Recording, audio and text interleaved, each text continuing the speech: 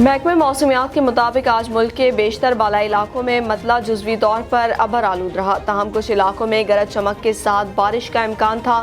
جمعے کے روز ملک کے بیشتر علاقوں میں موسم خشک، جبکہ بالائی خیبر پختونخوا اور گلگت بلتستان میں مطلع جزوی ابر آلود رہا۔